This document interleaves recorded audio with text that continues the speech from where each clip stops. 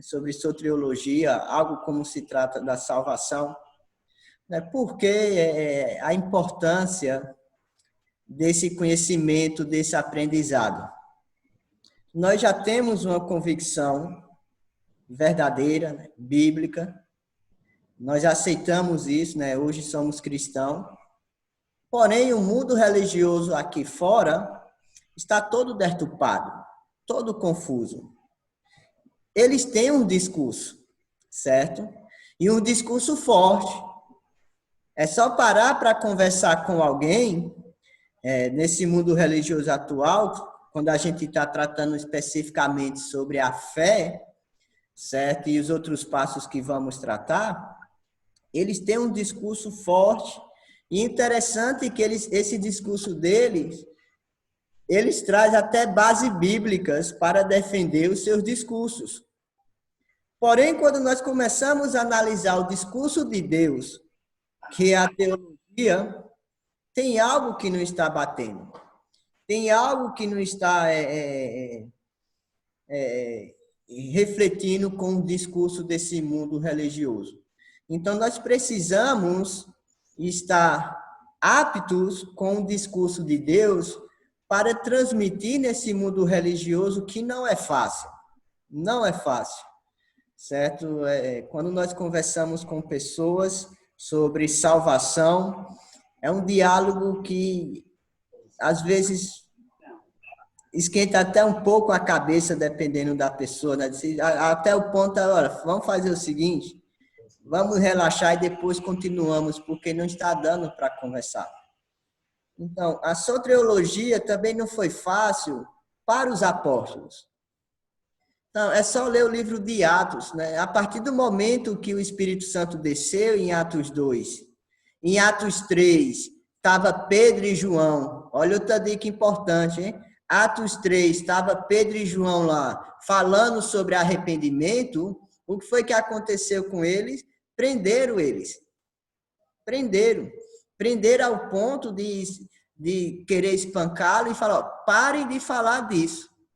Então, o mundo religioso, na época dos apóstolos, tinha os seus discursos, certo? Um discurso muito forte, criado pelos os fariseus, certo? O judaísmo, os saduceus.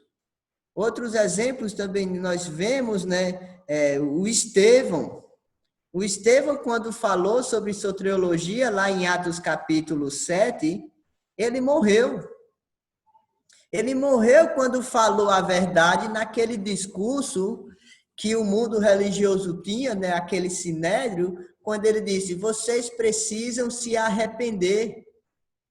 Como os pais de vocês, quando ele fala pai, é o antepassado, né? Quando os antepassados de vocês rejeitaram o Espírito Santo, perseguindo os profetas, hoje vocês fazem o mesmo. Então, o resultado, naquele momento do discurso teológico, né, da soteriologia, Estevão foi morto.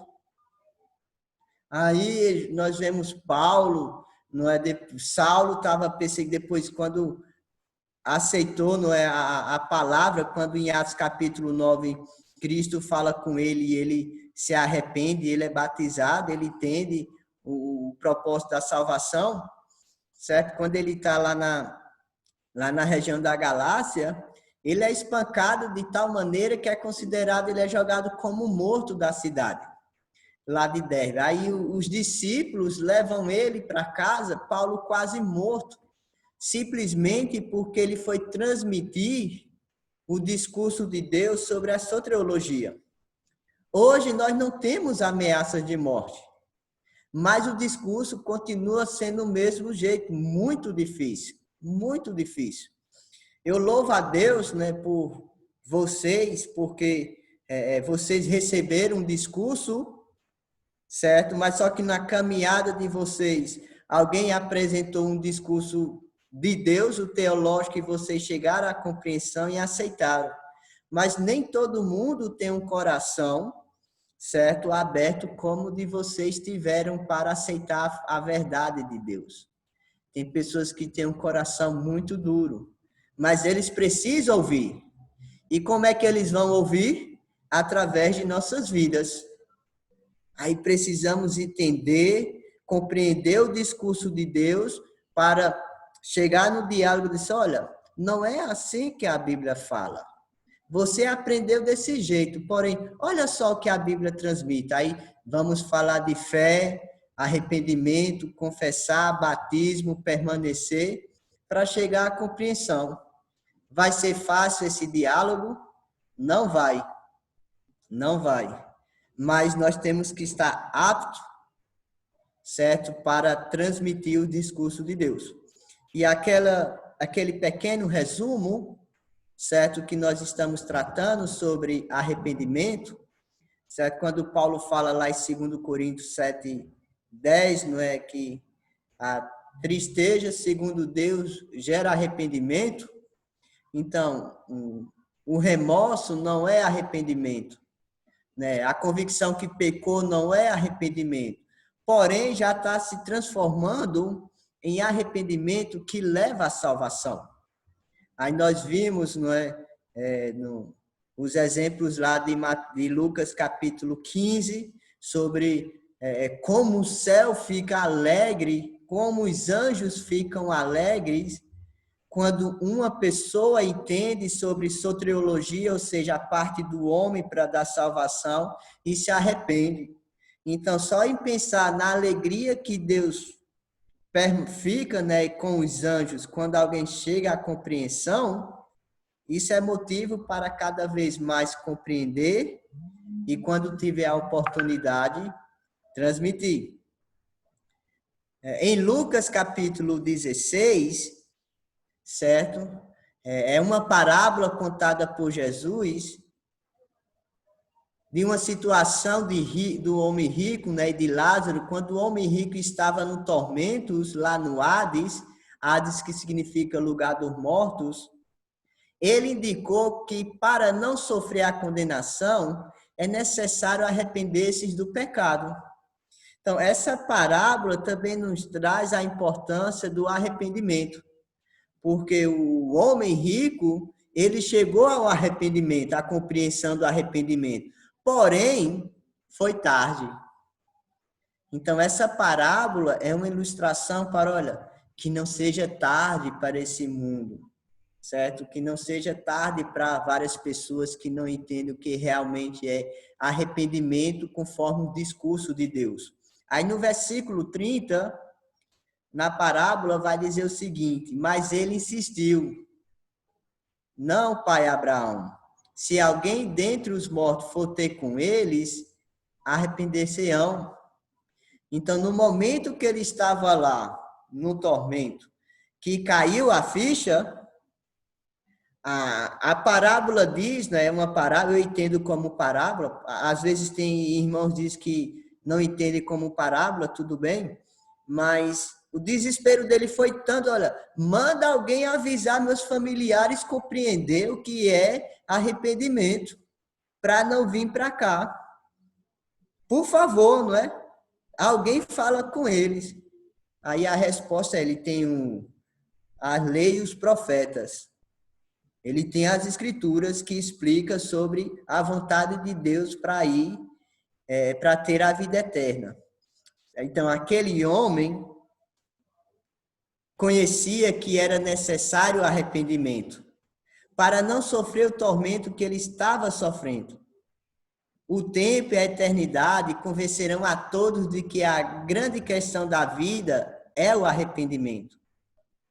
Todos somos pecadores, toda a humanidade é pecadora, precisa se arrepender disso, não é? Então, tomara que não esperamos até a morte para que a compreensão disso, não é, nos atinja com força, como aconteceu com essa parábola do homem rico e Lázaro, e principalmente o rico, não é, que chegou a uma compreensão tarde demais sobre o arrependimento. As escrituras nos diz também a importância de arrependimento, né? O discurso de Deus em Atos capítulo 3, versículo 19, que vai dizer, né? Isso é Pedro e João pregando lá para o grupo de sacerdotes, depois que ele faz aquele milagre lá no templo, arrependei-vos, pois, e convertei-vos para ser cancelados os vossos pecados. Então, Pedro está dizendo, olha, sacerdotes, entenda o que é arrepender-se. Entenda o plano de Deus, entenda o que é soteriologia.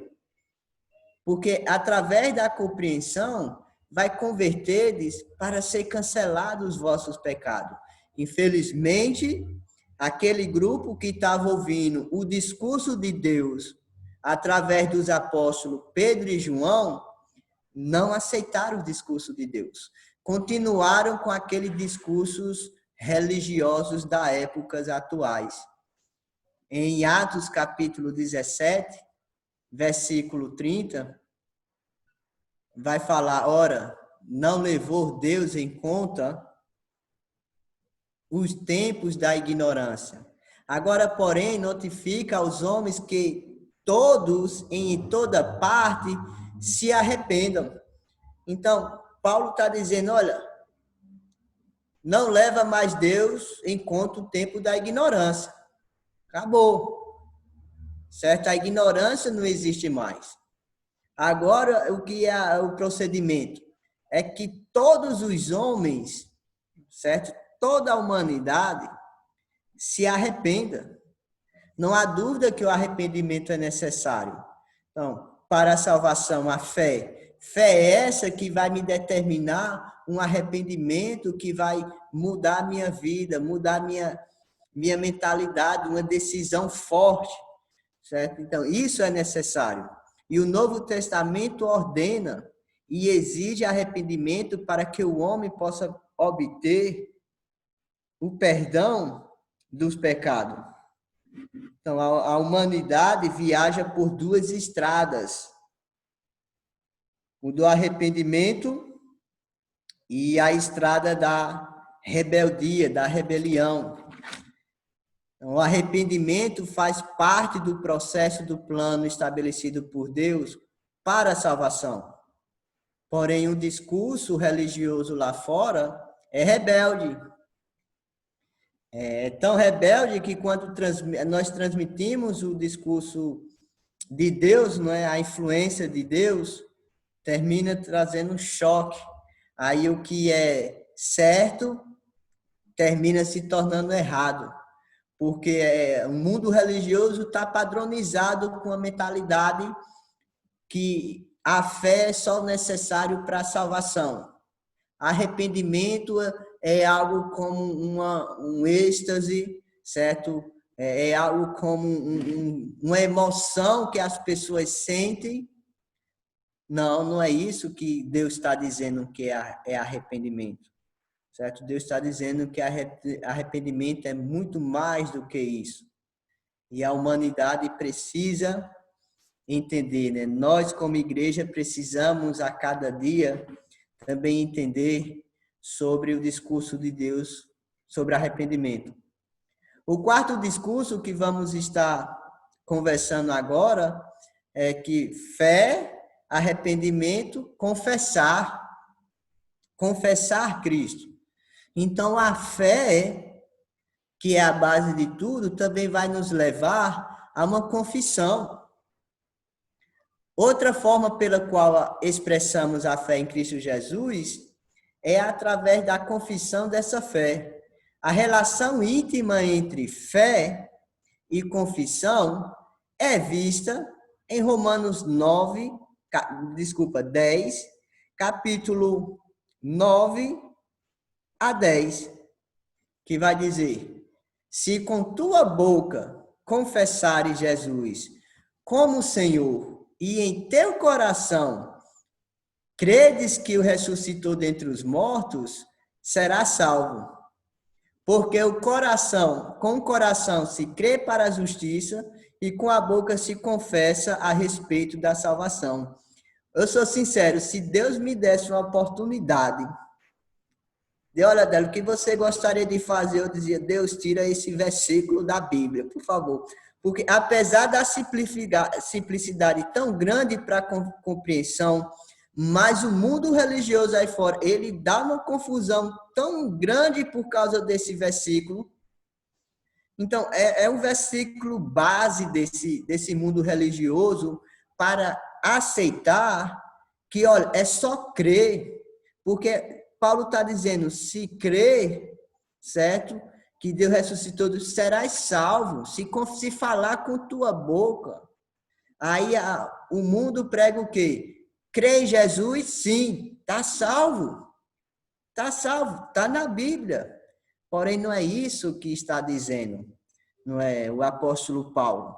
Primeiramente, Paulo já está escrevendo para a igreja que é cristã, que são remidos do pecado, são batizados. Então, a carta de Romanos não é escrita para um grupo de pessoas não cristãos, e sim para cristão.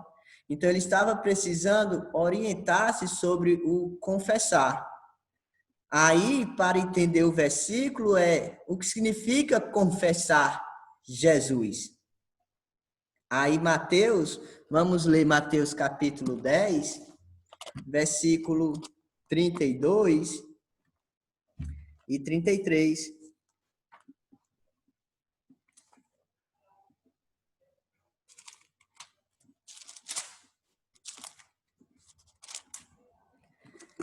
Mateus 10, 32 e 33, que diz: portanto, todo aquele que me confessar diante dos homens, também eu confessarei diante de meu Pai que está nos céus. Mas aquele que negar diante dos homens, também eu negarei diante do meu Pai que está nos céus. Então, Mateus está dizendo aqui que confessar é falar algo público, certo? Então, o que está trazendo aqui o confessar não é uma confissão de pecado, como faz a Igreja Católica. Não, olha, vai lá para aquele lugarzinho, certo? Eu esqueci até o nome, esqueci o confessionário. Aí fica lá, confessa os teus pecados. Então, o termo confessar que Jesus está trazendo no plano de salvação não é isso, confessar pecado. É uma confissão com a boca, mas não sendo apenas uma confissão com a vida. Mas é importante confessar Cristo através de nossas vidas, certo? Como diz lá em Romano, como diz Mateus. Mateus, se você confessar publicamente, não é? Quem é Jesus, ele também vai confessar para Deus. Então, essa confissão é algo que transmite da nossa boca. É uma confissão diante de pessoas. Não é uma confissão secreta. Eu confessei Cristo com o meu coração. Não, isso é diferente. Isso é uma aceitação. Entende? Então, confessar, como diz em Mateus 10, não é publicamente. Certo? Então, em Mateus 16, versículo 16, está bem escrito quando Jesus pergunta, antes vai dizer, quem o povo diz quem eu sou? Um é João Batista, Elias, profeta. Aí no versículo 16, Jesus diz, e vós, quem eu sou? Tu és o Cristo, o Filho do Deus vivo. Então, Pedro confessou. Aí Jesus, bem-aventurado, né, filho de Bajonas, que não foi carne ou sangue que te revelaram, mas sim meu Pai que não está no céu. Então, Jesus começa a dizer, você confessou realmente quem é Jesus. E todos ouviram a confissão de Pedro, que ele falou algo claramente, não é? Tu és o Cristo, o Filho de Deus, do Deus vivo. Certo? Então, isso é uma grande ensinamento sobre confessar. Sim?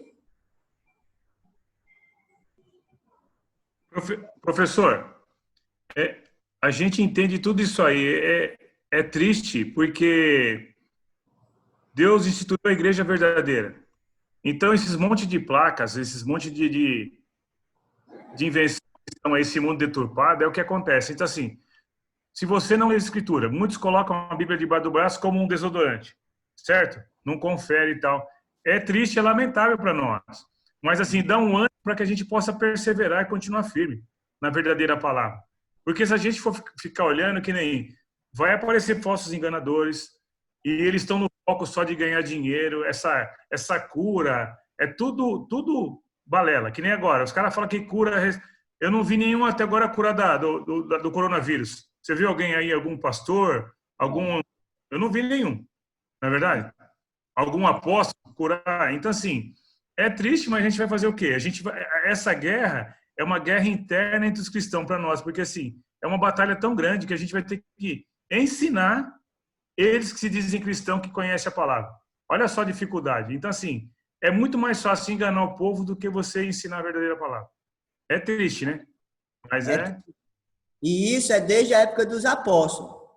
Então, os judeus não entenderam o que era confessar Jesus Cristo. O mundo religioso não entende. O mundo religioso transmite algo muito sentimental. Não, confessar é declarar, é admitir, é falar livremente. E essa compreensão teológica sobre confessar, Atos capítulo 8, 37 e Mateus 16, 16, eles estão bem em paralelo assim com a compreensão sobre confessar. Porque Filipe respondeu a eunuco, não é? É lícito se crer de todo o coração, porque diz, tem água aqui, o que me pede de ser batizado? Aí Filipe responde, se crê de todo o coração. Aí olha a resposta do eunuco. Creio que Jesus Cristo é o Filho de Deus, ou seja, ele declarou. Isso é confessar. Mateus 16, 16, não é? O Simão Pedro vai dizer, tu és o Cristo, o Filho do Deus vivo. O eunuco falou, creio que Jesus Cristo é o Filho de Deus. Então, isso é uma declaração, isso é o confessar. E isso acontece através do quê? Da fé. Porque o eunuco perguntou a Filipe, quem é esse profeta aqui de Isaías? É ele mesmo ou é algo outro? Aí vai dizer no próximo versículo, Filipe fala de Jesus Cristo. Depois de Jesus Cristo, vem esse acontecimento aqui que ele fala, creio que Jesus é o enviado, é o Cristo, o Messias, é o Filho do Deus vivo. A resposta também de Pedro não foi simplesmente uma resposta comum, como só simplesmente falar Jesus Cristo.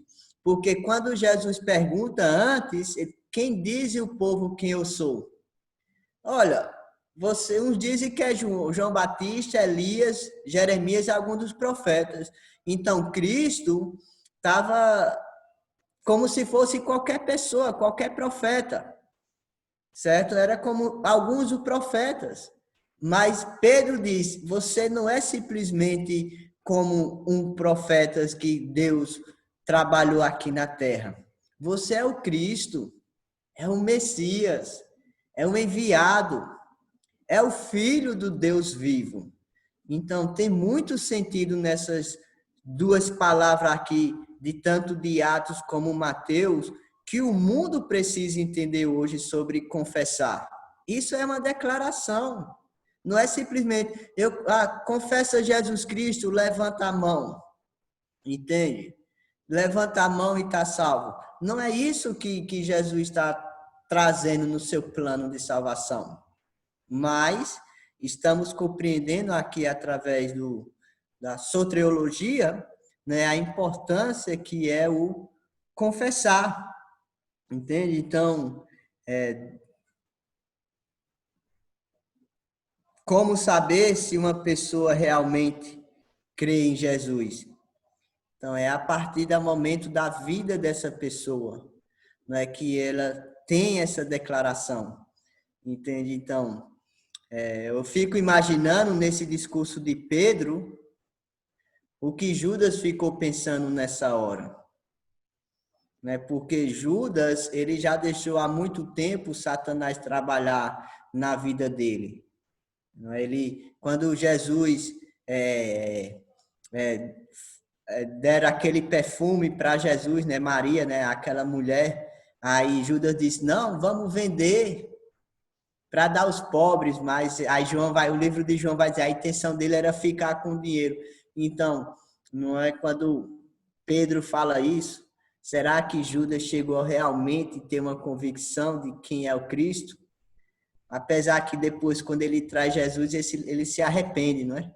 Pelo ato que ele fez, porque ele sabia realmente quem era Jesus Cristo. Entende? Então, é o nosso diálogo em grupo.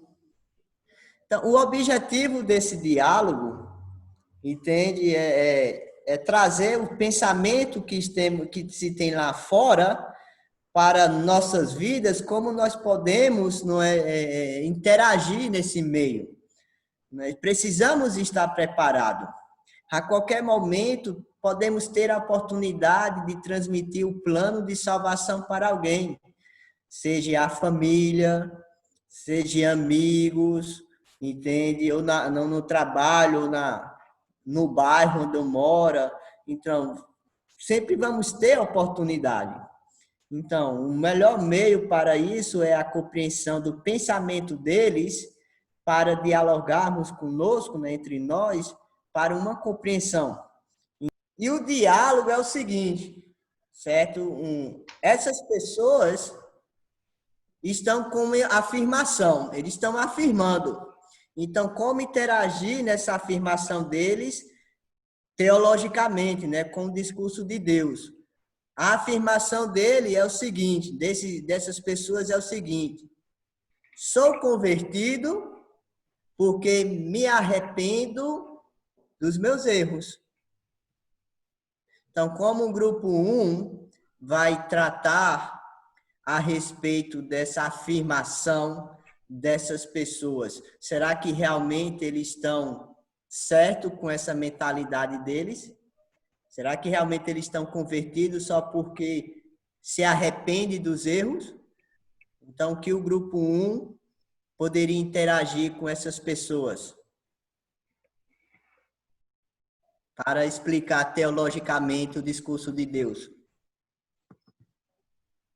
Eu diria que lá em Atos 2:36, 37, diz que não basta só se arrepender, mas também ser batizado para que haja o perdão dos pecados e para que o Espírito Santo venha habitar em nós. Mostraria a passagem, né, para eles. Muito bom. Muito bom. Mais alguém? Pode ser do outro grupo? Pode também.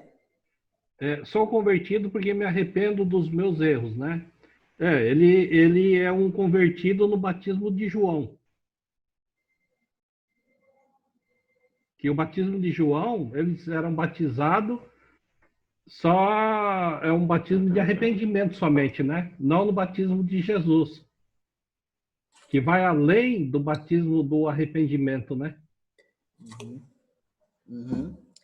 Você me fez lembrar agora lá de Paulo, quando chegou lá em Éfeso, Atos 19, quando ele encontrou 12 pessoas, certo? E alegre, né, por ter encontrado essas pessoas. E a pergunta de Paulo é, porque em quem foi falar sobre o Espírito Santo, e eles não sabiam o que era o Espírito Santo. E Paulo disse, que vocês foram batizados? E ele disse, não, fui batizado no batismo de João.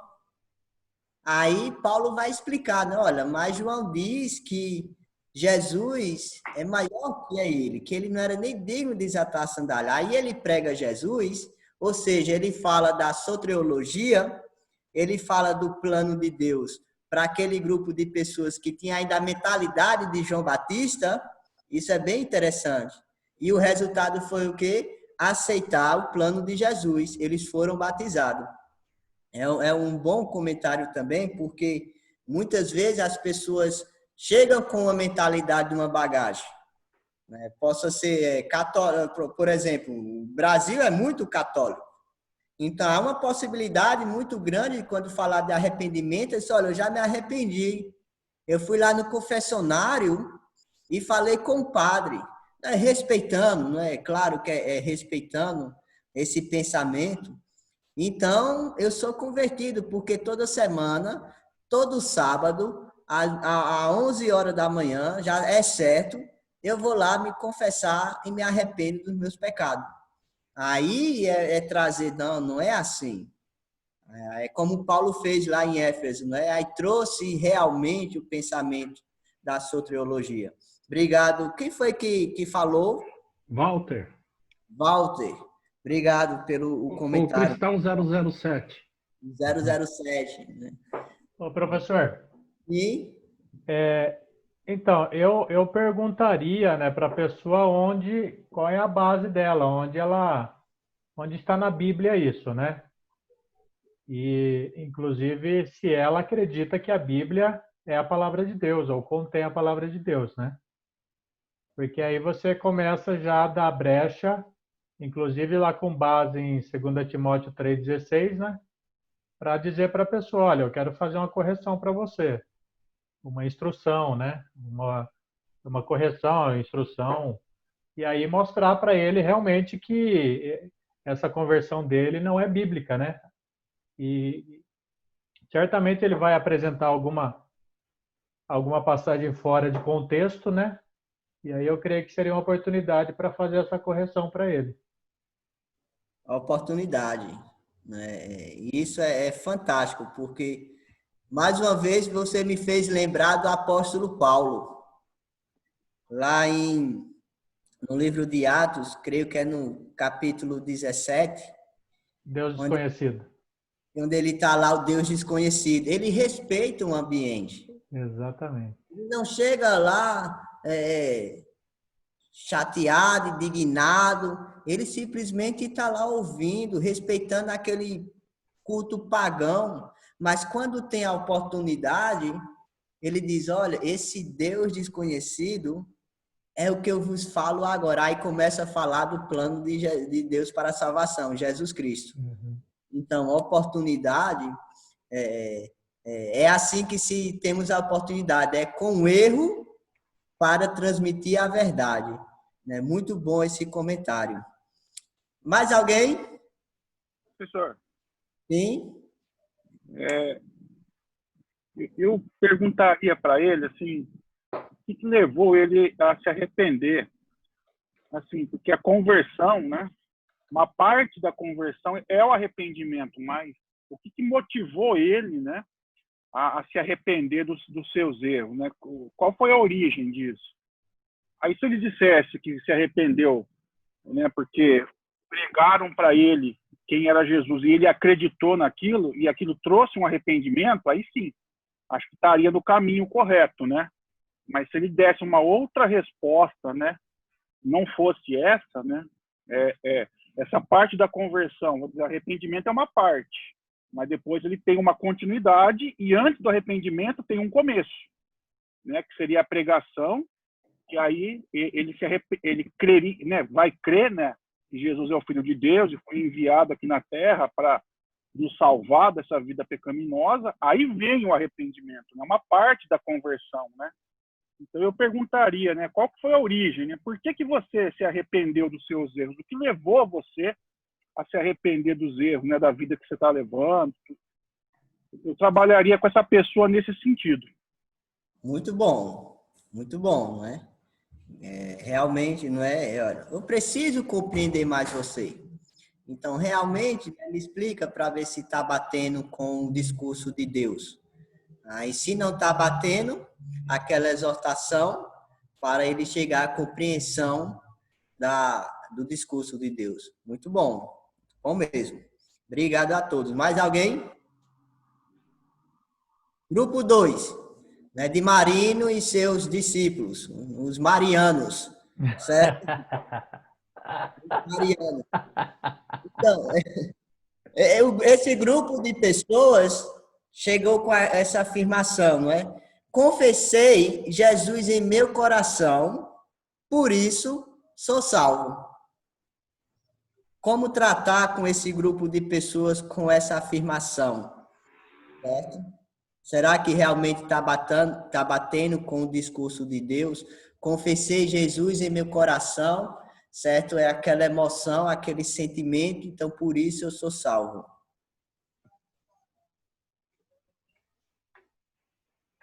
Professor, E aí a gente pode lembrar ele lá de Marcos 16, 15, 16, né? Quem crer e for batizado. Tá incompleto a informação que ele tem, de acordo com a soterologia. Acho que é isso, né? Porque a parte que o homem tem que fazer para alcançar a salvação. Porque a parte que Jesus tinha que fazer, ele já fez. Agora falta a nossa, né? Que ele fez uma parte só. E essa parte seria o homem confessar para a mulher que a ama. Mas só isso não tá bom, tem que casar, né? Tem que constituir família. Só confessar não adianta. é aquilo, né? Eu vou confessar que eu a amo, né? Mas e aí? Como vai ser no dia a dia? Você trabalha? Vamos viver de quê? Ah, eu não sei. O importante é que eu amo você. Não é? Então, não é assim bem o diálogo, né? Olha, precisa ter os outros pontos também, não é? Senão, não vai ter um relacionamento estruturado. Foi Walter que comentou? Walter? Muito bom, 007, né? Muito bom, certo? Mais alguém? Que ele confessou para ele. Então, essa confissão, ele teria que declarar, admitir, falar livremente, não no coração dele, mas admitir, falar livremente, falar para as pessoas, declarar. Não basta ele confessar para ele. Muito bom, muito bom. Certo? Esses argumentos que eu estou trazendo em grupo é por experiência, por ensinar as pessoas aqui em Boa Viagem. Então, eu tenho um grupo, não é, que eu estudo, por exemplo, né, no início do ano, era 75 pessoas estudando comigo. E quando a gente entrou nesse ponto de soteriologia, é muito difícil, é muito desgastante. Mas eles têm esses discursos. E precisamos estar prontos para exortar essas pessoas com o discurso de Deus. Como isso bate ou não, né? Como comentou aqui. Vamos ver mais, me explica mais aí biblicamente, né? E sobre o confessar, realmente, confessar não é um sentimento de algo íntimo meu assim que, olha, eu senti isso em meu coração, fiquei todo arrepiado agora, então Jesus falou comigo em um sonho e agora eu sou salvo, certo? Não. Confessar é uma declaração. Falar para os demais quem é Jesus Cristo, né? Eu declaro que ele é Jesus, o Filho do Deus vivo. Quando a pessoa está sendo batizado, né? Geralmente o discípulo, né, o cristão, faz a pergunta se ele crê e ele confessa perante o público. Isso é o plano de Deus. Isso é confessar. E mediante, não é, a igreja que está presente nesse momento do batismo, a pessoa diz sim, eu creio, eu confesso, eu aceito Jesus Cristo como Senhor. Então, ele está declarando. Então, essa declaração dele, como também a nossa, não foi só no momento do batismo. É no nosso dia a dia também, o nosso viver. Certo? Diariamente estamos declarando através de nossas vidas quem é Jesus. Ok? Obrigado a todos pelas suas declarações. E vamos agora entrar na terceira parte. Então, a primeira parte da soteriologia, a fé. Fé é essa que nos dá o ponto de arrepender-se. Fé é essa que nos dá o ponto de confessar, né, declarar quem é Jesus, tudo isso mediante a fé.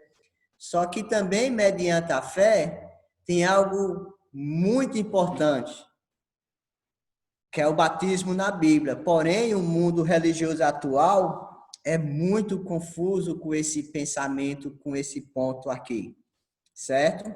Então, o discurso teológico expressa que crer significa acreditar, mas obedecer.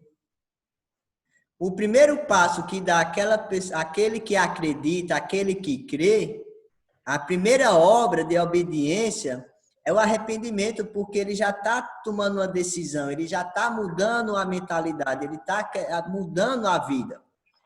Certo? Então, essa decisão de deixar definitivo o pecado e passar a seguir a vontade de Deus.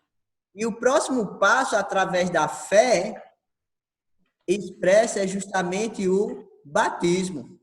É por isso que eu gosto sempre de pensar o plano de salvação como um bolo, fazer um bolo.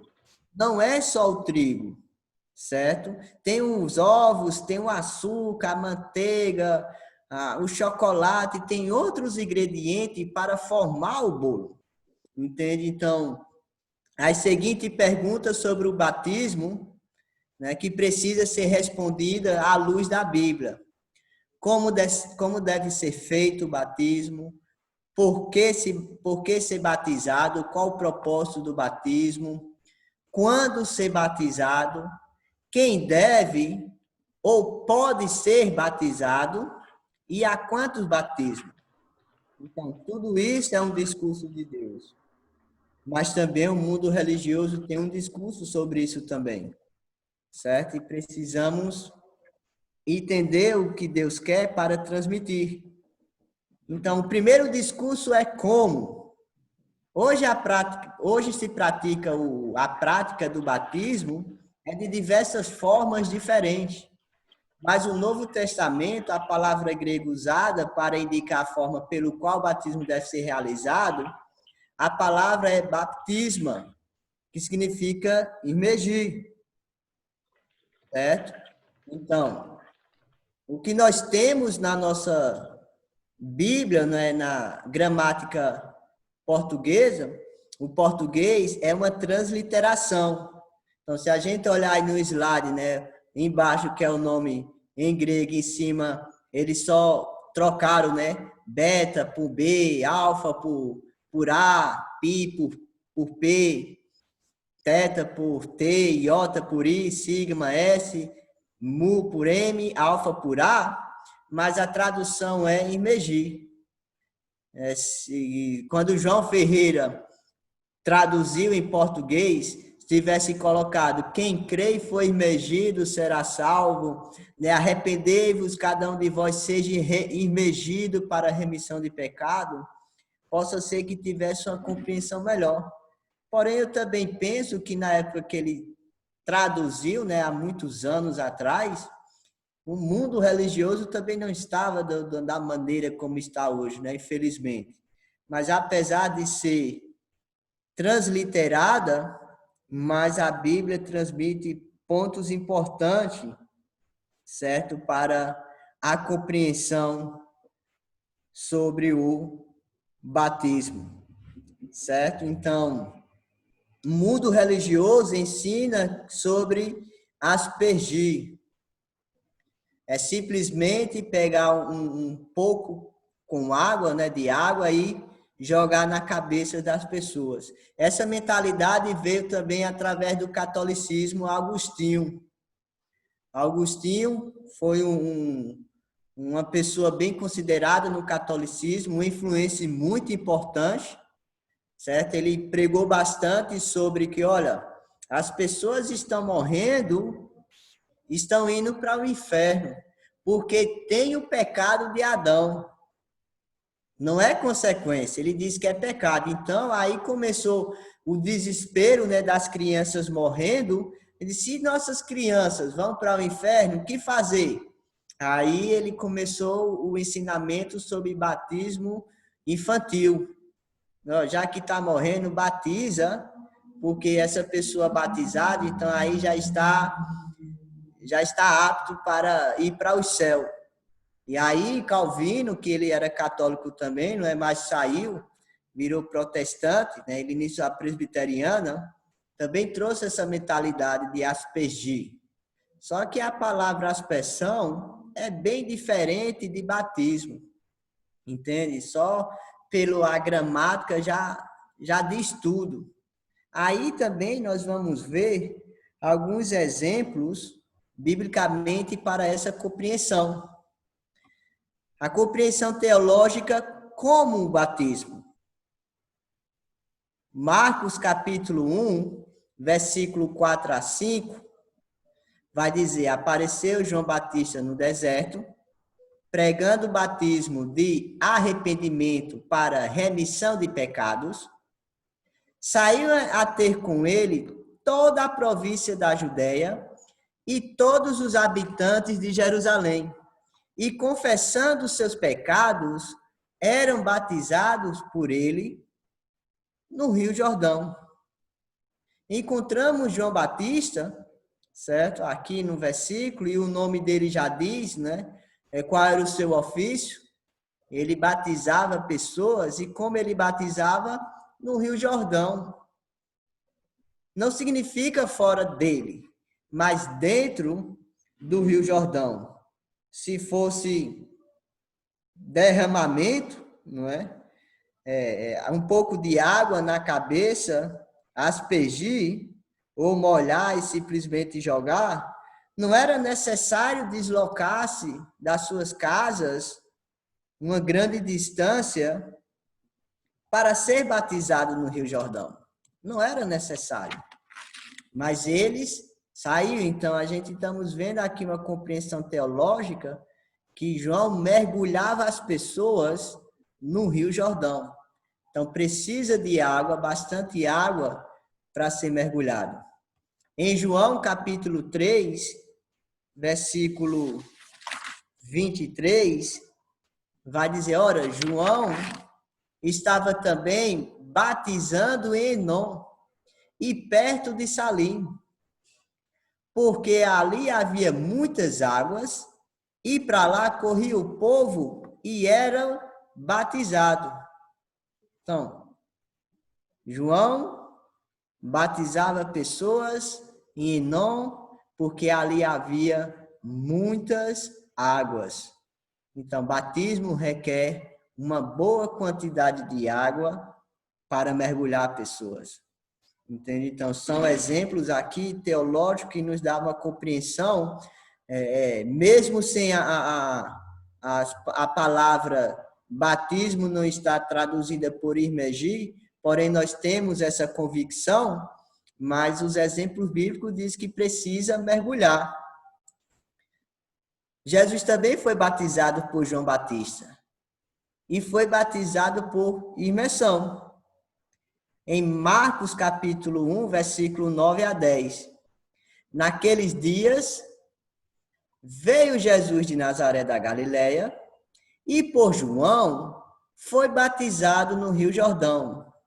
Logo ao sair da água, viu os céus rasgarem-se e o Espírito descendo como pomba sobre ele. Então, nós lemos que na ocasião do batismo de Jesus, ele entrou na água e depois saiu da água. Jesus entrou. Então, hoje existe quadros pintados ilustrando esta cena do batismo de Jesus, onde Jesus encontra-se dentro da água até a cintura ou até o peito, e João simplesmente faz o que nessas pinturas? Derrama água na cabeça de Jesus. Isso é uma influência católica. Esses quadros são influência católica para determinar que o batismo é aspersão. Então, isso seria uma incoerência com as Escrituras. Porque Jesus entraria, se molharia até a cintura ou o peito, quase o corpo todo, se o batismo fosse apenas um derramamento de um pouco de água na cabeça. Não era necessário, mas ele precisou entrar. Então, esses quadros não condizem com o que a Bíblia ensina. Jesus foi imerso, Jesus foi mergulhado na água, porque o batismo era feito assim. Então, isso são pontos bem importantes se tivermos uma oportunidade de conversar com um católico. Porque o católico tem essa crença, né, tem esse dogma que o batismo é aspersão, né, aspergir, né, molhar a cabeça. E quem tem o pensamento católico precisa compreender nas escrituras que é mergulhar, que é entrar.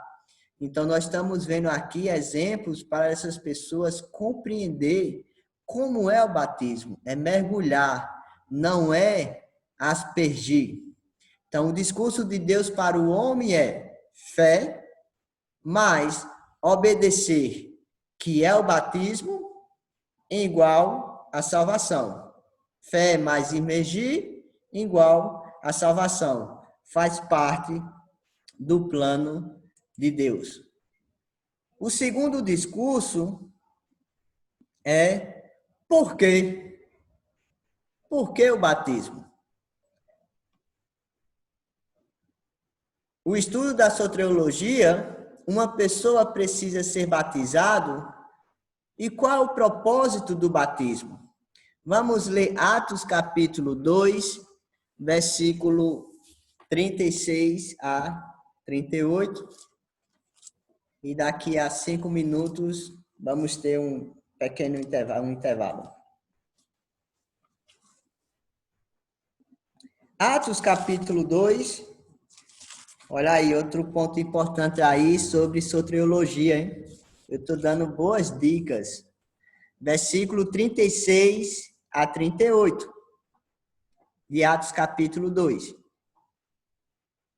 As escrituras diz: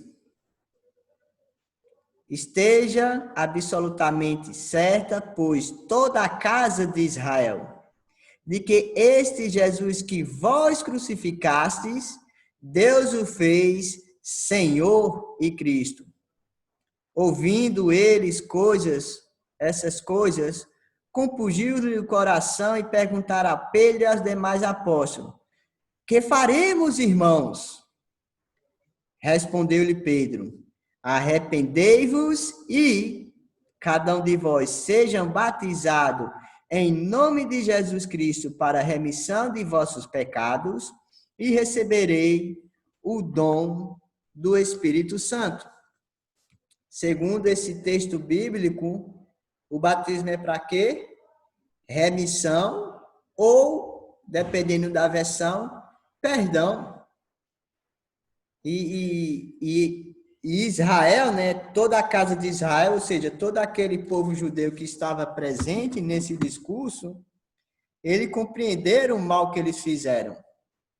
Porque quando Pedro diz, vocês crucificaram Jesus, porém Deus fez ele Senhor e Cristo, imediatamente já bateu que nele o início para o arrependimento.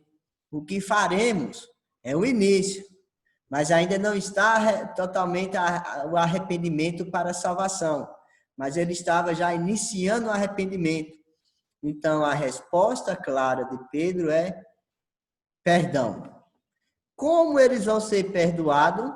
Batismo em nome de Jesus Cristo e depois receber o Espírito Santo. Então, é um exemplo importante aqui no discurso de Deus sobre a importância da soteriologia que está no batismo. Por quê? Remissão e perdão. Então, se não há remissão, não há salvação.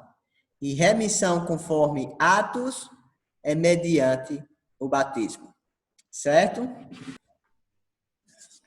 Ok, falamos de Atos capítulo 2, versículo 36 a 38. Vou desligar aqui o WhatsApp para não atrapalhar nossa aula. Vamos entender agora outra compreensão teológica, porque o batismo, através de Atos capítulo 22, versículo 16. Isso é Paulo contando, né, narrando a história dele, da sua confissão, né, lá de Atos 9, ele vai dizer, e agora, por que te demoras? Levanta-te, recebe o batismo e lava os teus pecados, invocando o nome dele. Então, aqui Paulo está contando a sua conversão, e no versículo 16 ele diz que Ananias lhe disse essas seguintes palavras: seja batizado e lava seus pecados, invocando o nome dele. Segundo Atos, capítulo 22, versículo 16, né, qual a finalidade do batismo? Lavar os pecados. Tanto em Atos, capítulo 2, 38, como em Atos 22, 16, o batismo está diretamente relacionado à remissão, lavagem e perdão de pecados. Quem seria salvo mediante a pregação do Evangelho? De acordo com as palavras de Jesus, os que creem. E os que creem, o que vai fazer? Esta ação. Batizados. Batismo que representa a remissão ou perdão, ou lavar dos pecados. Aí sim a condição, salvo. Recentemente falamos sobre a natureza da fé verdadeira. E vimos lá em Tiago, capítulo 2, que a fé se completa ou se complementa pelas obras, ações, obediência. E conforme Jesus Cristo, né, quem crê for batizado será salvo, nós estamos vendo aqui o discípulo Ananias dando continuidade às palavras, aos discursos de Jesus para Saulo, lá em capítulo 9, né, que ele diz, seja batizado e lava seus pecados, que no capítulo 22, Paulo está falando o que aconteceu na vida dele. Nós temos também o apóstolo Pedro transmitindo as palavras de Jesus, lá em Atos capítulo 2, a fé, aí a obediência da fé, vem o quê? O batismo para remissão de pecado. Quem crê fará o necessário para ser salvo. E o batismo, segundo Jesus, é necessário. Então, poderíamos dizer que, crendo, a pessoa será batizado e, assim, será salvo, porque a fé determina essa obediência. Então, se não existe a fé verdadeira, a fé que não agrada a Deus, não vai ter essa obediência. O discurso religioso atual, o que o mundo prega hoje em dia. Alguns até se opõem dizendo, mas por que é que Jesus não disse, e quem não crê e não for batizado será condenado? Apenas quem não crê será condenado. Então, é o discurso religioso atual. Quando a gente fala de Marcos capítulo 15, versículo 16. Marcos capítulo 16, versículo 15 e 16. Quem crê e for batizado será salvo, quem não crê será condenado. Há o discurso religioso diz, olha, Jesus não está dizendo que não é batizado, não é salvo. Jesus está dizendo quem não crê. Então, o pensamento dele é, nós cremos, porém não somos batizados, mas somos salvos porque cremos. Esse é o discurso. Então, Jesus não precisava acrescentar depois de não crer. Tudo que a pessoa não faria, se ele não crer, não fará nada mais. Quem crê, fará tudo o que for necessário, inclusive esse primeiro ato visível que servirá como evidência de que a fé é por parte da pessoa, o batismo, a parte do homem, o batismo. Então, segundo o que Jesus diz em Marcos 16, 16, uma pessoa deve ser batizada para quê? Para ser salva. Então, compreendendo, obviamente, quem não crê não será batizado. É desnecessário Jesus dar essas explicações para quem não crê. Porque quem não crê não irá se arrepender, não irá confessar e não realizará o batismo. Consequência, não terá perdão de pecados, certo? Então, outra compreensão teológica para entender por que o batismo faz parte no plano de Jesus para a salvação. Vamos ler 1 Pedro, capítulo 3, versículo 20 e 21. Então, nós estamos vendo bastante versículos que transmitem o discurso de Deus através das Escrituras, que o batismo faz parte da soteriologia. Versículo, ou seja, a parte do homem para a salvação.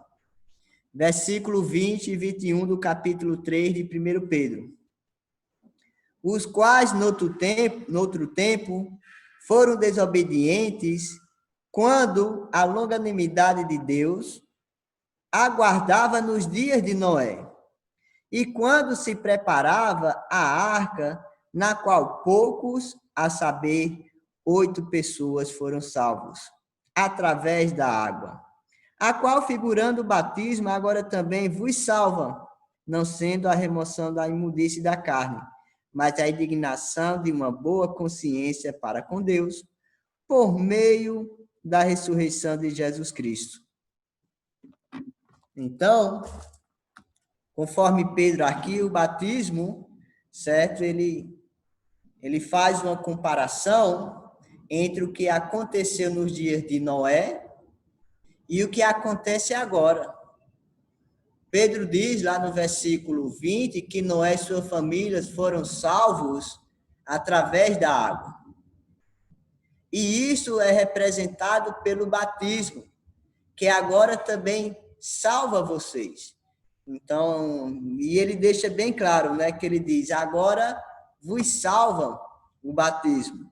Entende? Então, esse discurso aqui de Pedro é bem interessante, certo? Porque ele quebra esse paradigma, nessa ideologia de que o batismo não é necessário. Pelo contrário, como salvou Noé, o batismo também é um meio para salvar pessoas da imundície, da indignação da mente, né? Então, é isso que Pedro está trazendo.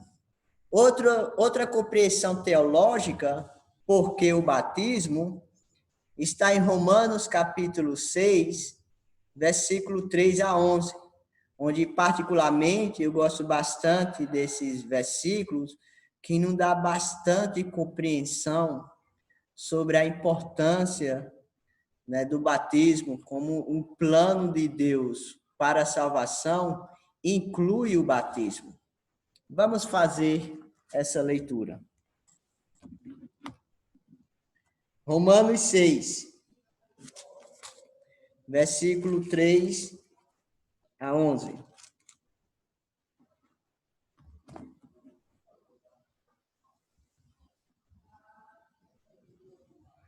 Vamos começar a partir do versículo 1.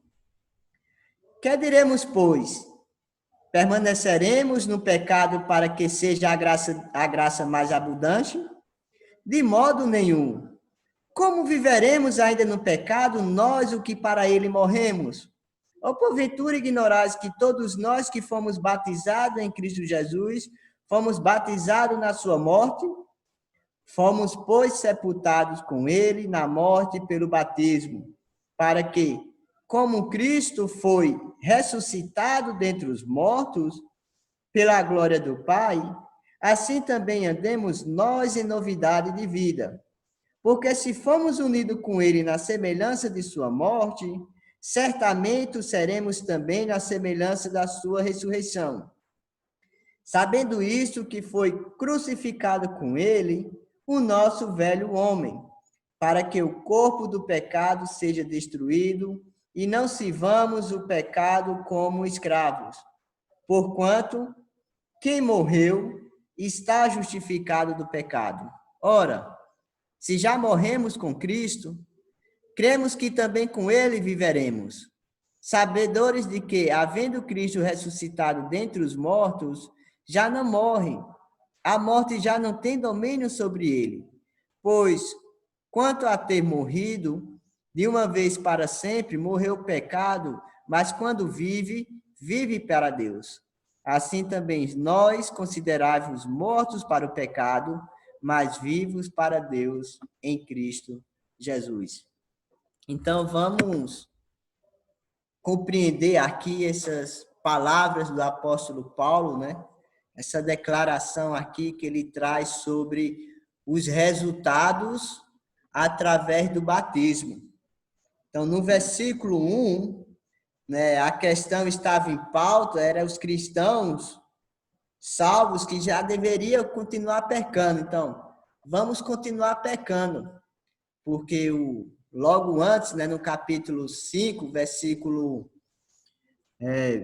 20, no versículo 20, ele traz o profeta, não é? Se eu não me engano, o profeta...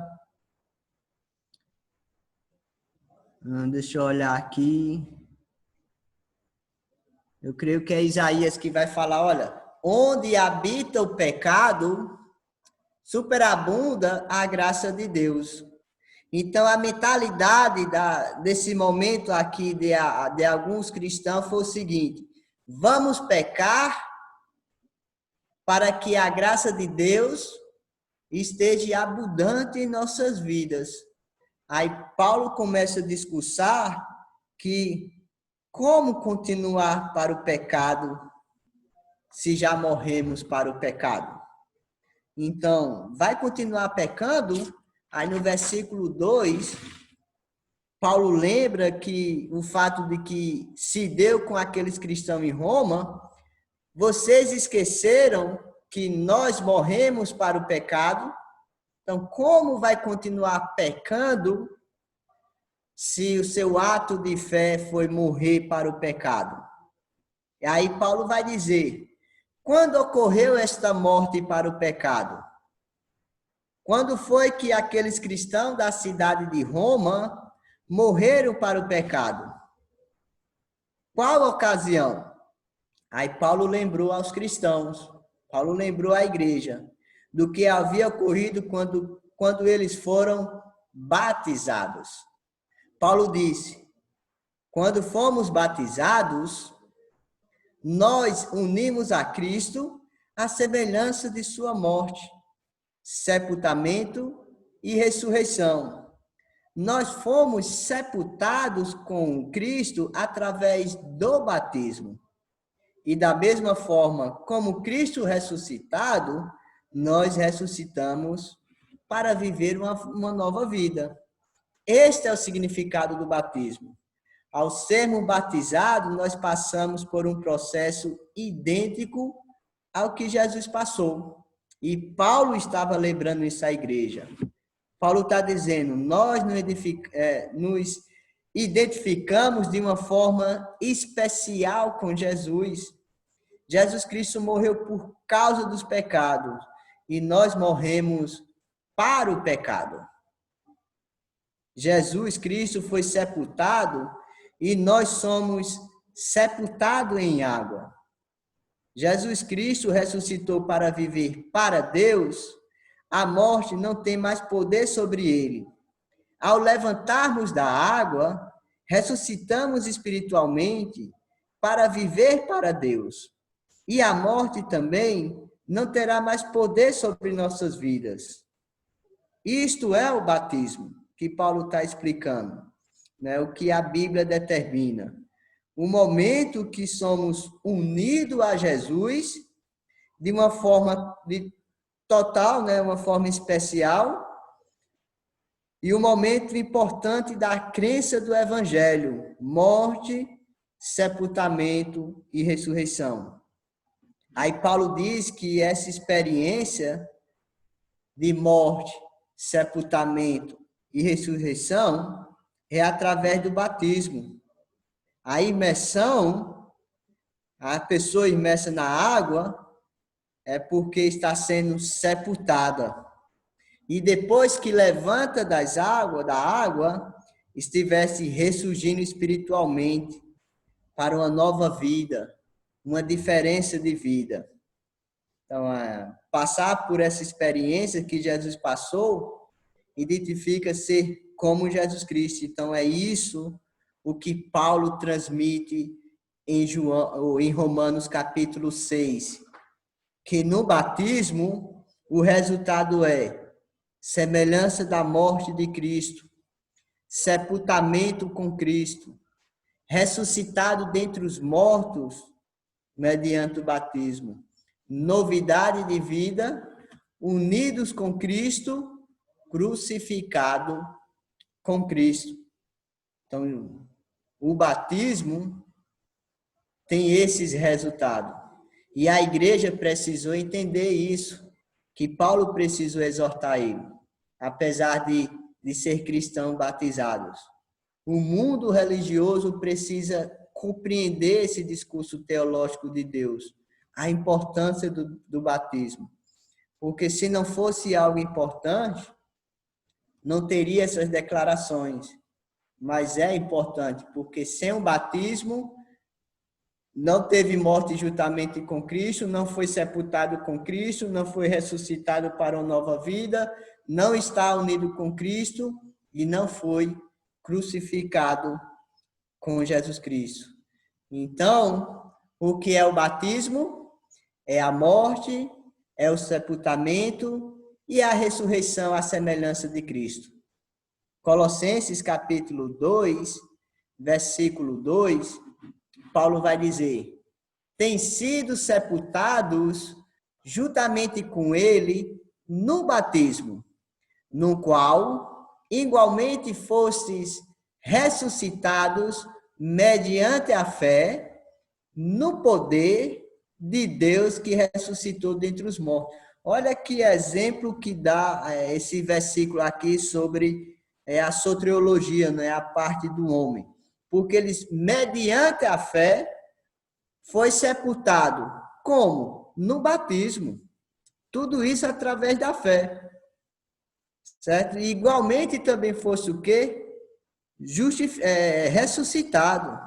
Então, o batismo é a parte fundamental da experiência cristã. É a parte fundamental pelo significado no processo da salvação da alma. Então, esse versículo nos dá uma compreensão boa sobre o discurso de Deus na parte do homem sobre a salvação. Outro versículo, compreendendo, né, a compreensão teológica, por que o batismo. João capítulo 3. Aquele velho discurso, né, de Nicodemos com Jesus, quando o mestre da lei foi visitar Jesus, admitindo que reconhecia o senhorio de Jesus, porque ninguém poderia fazer sinais que Jesus fazia se Deus não estivesse com ele. Reconhecia ser Jesus o enviado, o Messias, e antes que Nicodemos perguntasse, Jesus respondeu, porque Jesus sabia qual era a maior necessidade de Nicodemos. E no versículo 5, respondeu-lhe Jesus, em verdade te digo, quem não nascer da água e do Espírito não pode entrar no reino de Deus.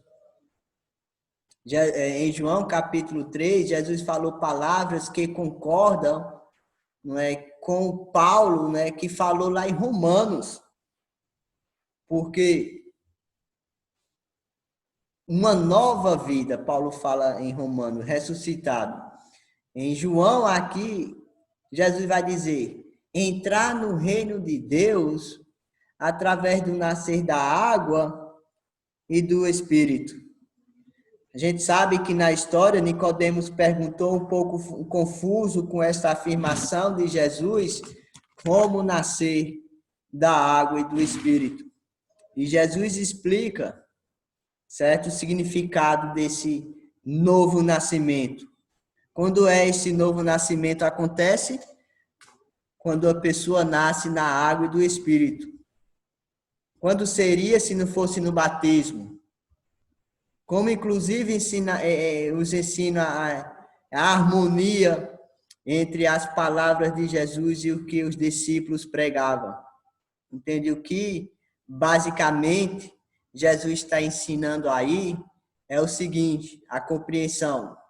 Quem nasce uma vez, morre 2 vezes. Mas quem nasce 2 vezes, morre 1 vez. Jesus está dizendo para Nicodemos, porque ele estava confuso como nascer de novo, como é que uma pessoa adulta vai entrar de novo no ventre da mãe? Então, Jesus está dizendo, olha, se você nasce 1 vez, Nicodemos, vai morrer 2 vezes. Então, que nascimento é esse? É físico. E vai morrer 2 vezes. Que mortes são essas? A morte física, o corpo, e a morte espiritual, a eternidade no inferno. Aí quando Jesus disse, se você nasce 2 vezes, Nicodemos, você só vai morrer 1 vez. Que 2 nascimentos é esse? O nascimento físico, o ser humano, e o nascimento da água e do Espírito. E vai morrer 1 vez. Que morte é essa? A morte física. Então, essa é a explicação que Jesus dá para Nicodemos. Então, por que o batismo? O discurso de Deus para o homem. Para entrar no reino dos céus,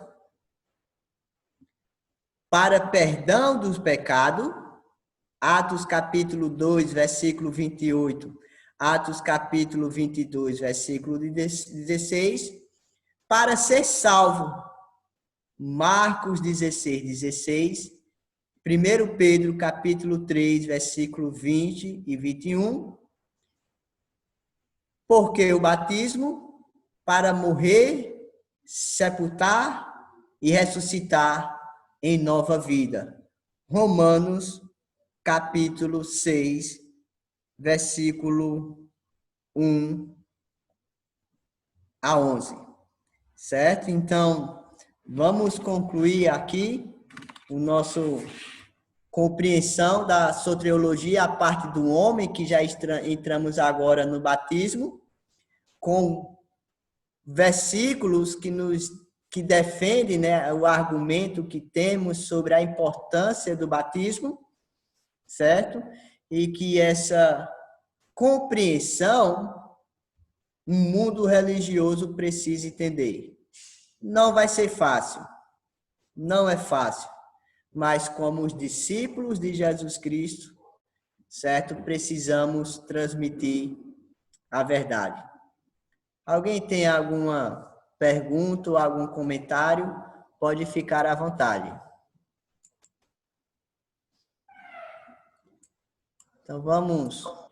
Ô, professor, a gente estava estudando a Bíblia com os nossos familiares, né? E tinha um tio lá que já tinha sido feito teologia pela Igreja Nazarena. E aí caiu nesse ponto que o batismo não salva, né? Que ele falava que o batismo não salva. E eu mostrei para ele Marcos 16, e ele falou isso que você comentou, né? Que a segunda parte invalida a primeira. Absurdo, né? Eu falei para ele, nem precisaria ter a segunda parte. A primeira parte é a mais importante, mas está cauterizada a mente, não entra. E depois eu mostrei a 1 Pedro 3,20 também, mas ele simplesmente parou de frequentar o estudo. Ele não quis, né? É difícil o discurso. Ele é salvo. É difícil. Então, essa é a mentalidade. Não é fácil, mas devemos estar preparados para mostrar a verdade. Aqui em Boa Viagem, nós realizamos bastante o Deixa a Bíblia Falar.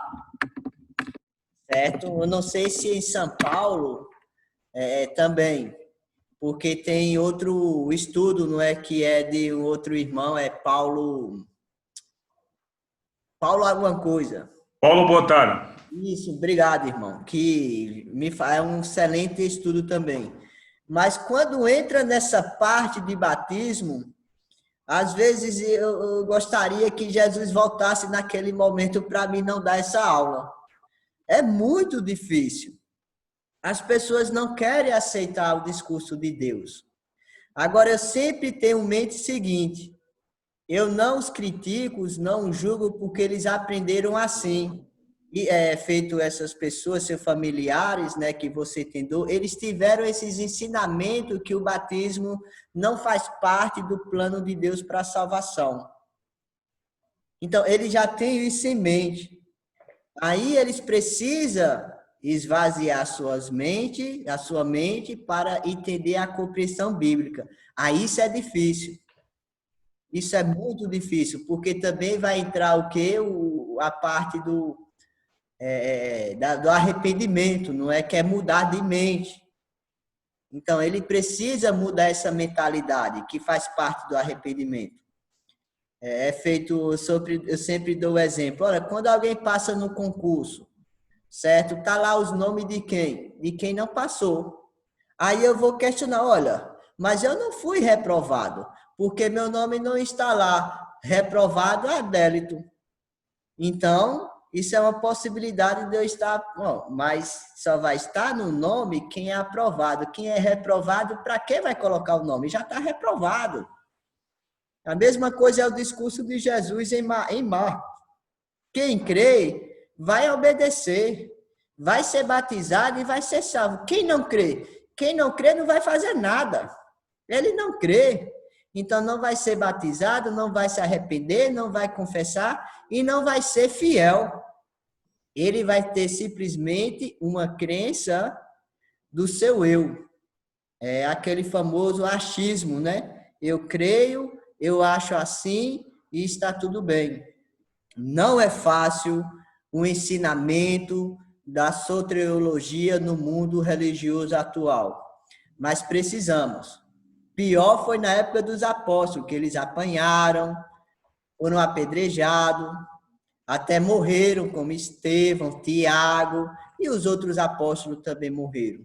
Não é fácil, mas o discurso de Deus está simples e claro e precisamos transmitir. Obrigado pelo comentário, isso é algo importante, não é?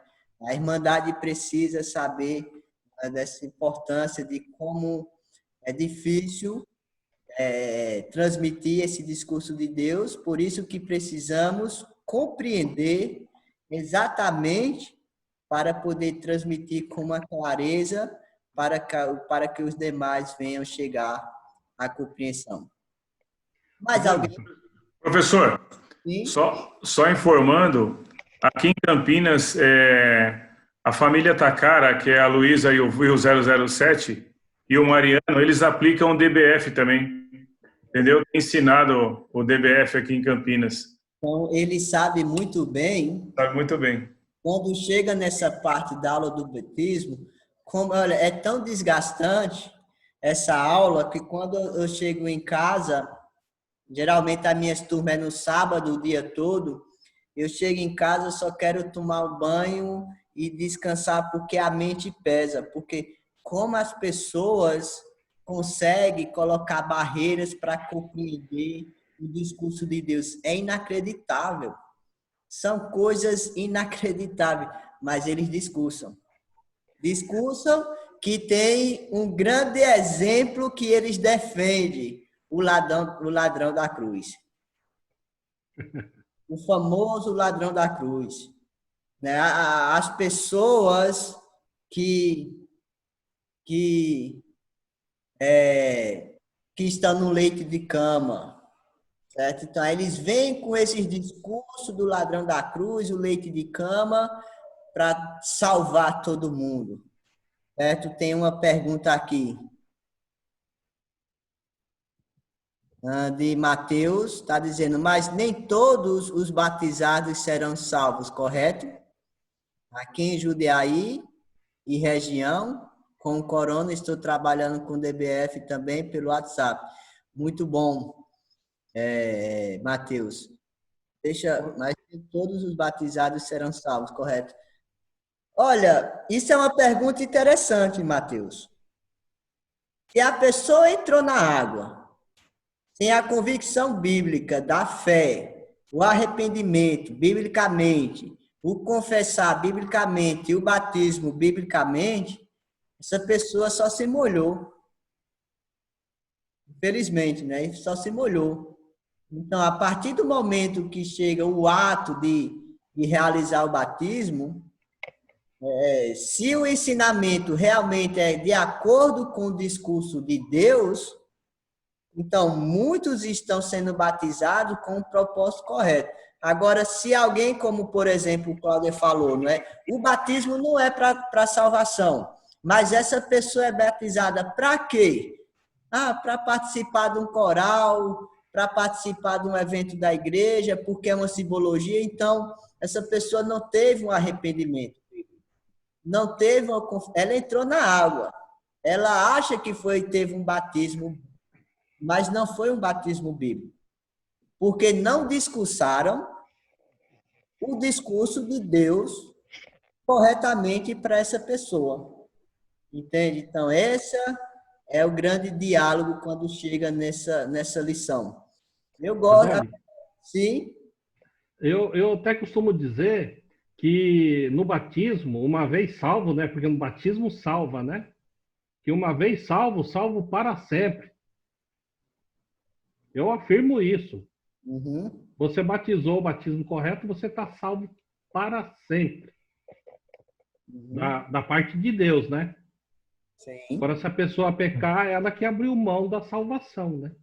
Aí a parte do homem, né? A parte humana, não foi Deus que falou, agora não quero você, né? Uhum. Mas uma vez que Deus salvou para sempre. Se a pessoa se arrepender, ele continua salvo. Uhum. Amanhã nós vamos dar continuidade, com a permissão de Deus. Eu vou falar um pouco do ladrão da cruz e eu vou transmitir para vocês a minha defesa biblicamente quando eu estou ensinando a soteriologia, aqui a parte da salvação, que é o batismo, como as escrituras ela fala do ladrão e como também ela defende o batismo semelhante ao ladrão. A semelhança do ladrão. Aí amanhã, com a permissão de Deus, vamos dialogar e vou compartilhar com vocês um pouco da experiência quando estou ensinando sobre o batismo. Vamos orar ao nosso Deus, agradecendo a Ele por mais uma oportunidade de aprendizado. Santo Deus e Pai, poderoso Senhor, te agradecemos, Santo Deus, por mais uma noite de aprendizado.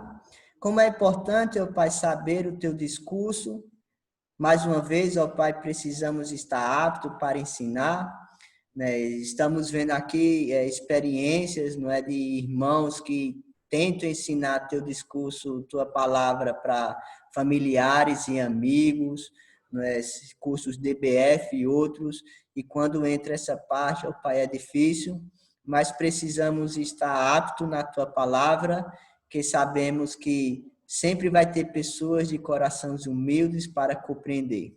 Santo Deus, que o Senhor nos dê uma boa noite de descanso e que nossas vidas, Pai, sejam sempre para a tua honra e tua glória. E é no nome de Jesus que oramos. Amém.